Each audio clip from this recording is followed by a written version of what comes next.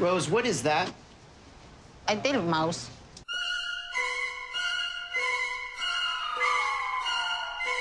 Soaking wet, soaking wet, soaking wet. So recently I've been kind of watching 90 Day Fiance. I know I'm a little behind on this because Big Ed was like a big meme. Shit, what was that, like a year, maybe 2 years ago? I don't know. Like I'm just on the base Hulu subscription thing. So the recent season of the show is like a year, almost 2 years old at this point. But for those who haven't watched 90 Day Fiance, I mean, I'm not a big reality show dude. I don't think I seem like a guy who'd be into that type of shit. But man, it's actually pretty interesting. It's pretty funny. There's some crazy shit that goes on there, and I think there's a lot of lessons to be learned from that show that I think I could teach some of y'all who haven't watched it before. And if you have, this will be a pretty good recap of kind of what happened during that season, because there's a lot of shit. I'm probably gonna make a few videos on some of the stuff I watch on there, because it's really just comedy gold. So I'm gonna be talking about the Ed and Rose story, which y'all have probably seen Big Ed. If you haven't, you know, he's on the screen. He's about 4'10", 4'11". He obviously big, look like the thumb people from that one fucking movie. I can't remember. Look, I'm not gonna sit here and just insult the dude all the time, because he's been insulted to death. If you go on any comment section that this dude is in, it's just a fucking flame fest. They just roasting the fuck out of this dude. I'm not here to diss on Ed. If anything, actually, by the end of this, I'm actually defend him a bit, because I don't feel like he's been rightly defended or he's had his case explained. Everyone just kind of fucking hated him because he's kind of a douchebag. But Big Ed hasn't been laid in, like, I think he said 28 years. Believe it or not, Ed was a little bit of a stud back then, still like 4'10", but you know, I see some of his old pictures, and he wasn't a bad looking dude, honestly. Like he wasn't bad. He could pull a little bit. See, y'all, this is proof that girls don't care about height. Made a video on that. Go check it out, because it didn't get any fucking views. Anyway, he ain't been laid 28 years, so basically he goes online to a dating site and starts talking to Filipino chicks. Now, one thing you'll notice if you watch 90 Day Fiance is about half, probably more than half of the cases are either an old white bitch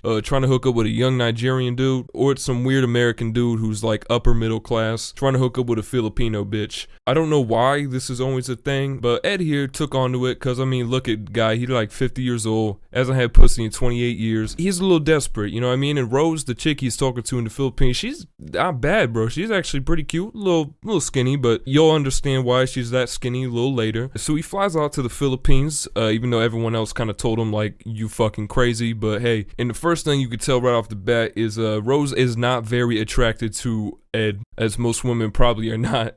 He look a little goofy, I'm not gonna lie, in the polo shirts and shit, but really she looking for a personality. She looking for someone to raise a kid and, you know, give her a better life. Every time guy tries to kiss her or something throughout the whole show, she fucking dodges it. Every time he tries to flirt with her, she's like, it's kind of that weird thing. I mean, it's weird because there's like a 40-year fucking age gap between these two. Let me just throw this out there. Later on in the season, he talked to his daughter, and Ed, I don't know if you ever will see, you're not gonna fucking watch. What am I think? Who the fuck do I think I am? But Ed's daughter's a fucking MILF. I just want to put that out there right now. She hot. She bad as shit. After they hang out for a bit, you know, Ed asks her to get an STD test, and keeps asking her about her past. And everybody flamed the fuck out of Ed for this, but I agree with them. I think, look, if you're gonna date a bitch, especially who you've never met before, and you don't know too much about their past, why is it a problem to ask about their past? I mean, there's a way you go about it, and he goes about it a little weird, you know, you could say. But every time he asks her, just like, well, you know, who's your kid's dad? It's not a good sign. That's a pretty big fucking red flag. Look, she lived in pretty bad poverty. It's not like, you can call me ignorant for this, but let's be fucking real. Everyone with the fucking logical mind is thinking it is possible she could have been into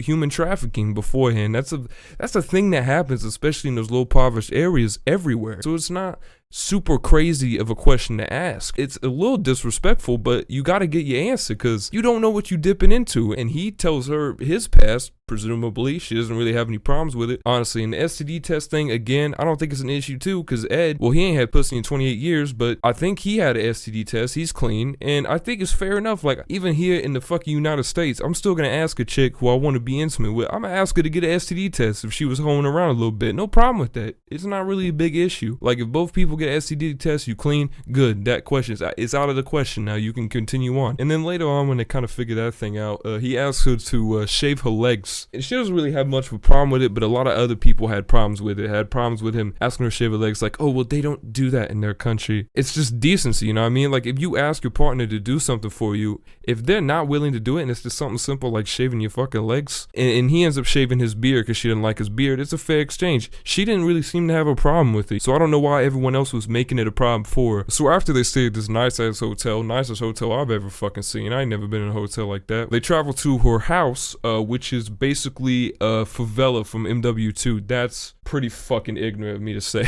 I mean, there's barely a roof.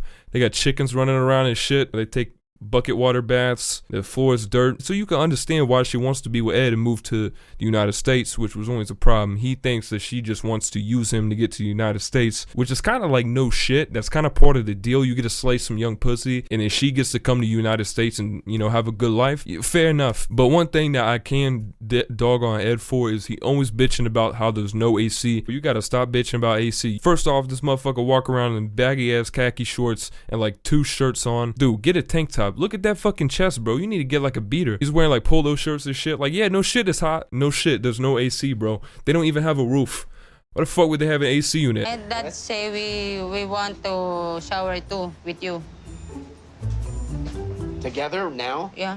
Nigga, what? As you can see, they don't fucking have a shower. Their bath is taking a hose, filling a bucket of water, and dumping it on themselves. That's their shower there, which is fucking crazy, honestly, that in the year 2021, man, it's still places. But one thing I gotta throw out there first off, I don't understand how the fuck they be having Wi-Fi and like iPhone 12 Pros and shit, but they don't have like a shower head. Am I the only one who's ever fucking thought of that? Like, how the fuck they have internet, but no, whatever, it's not important. He takes a shower with Rose and her dad. A little weird, little intimate time between all the 3 of them. But yeah, basically how the journey ends, or at least how far I've gone into it. I still got 2 episodes left, so I don't really know the ending yet. He tells her he don't want kids. Fair enough. Bro's like 54. She got a little kid. She wants another one. He's like, I don't know. He got a vasectomy or he's getting one.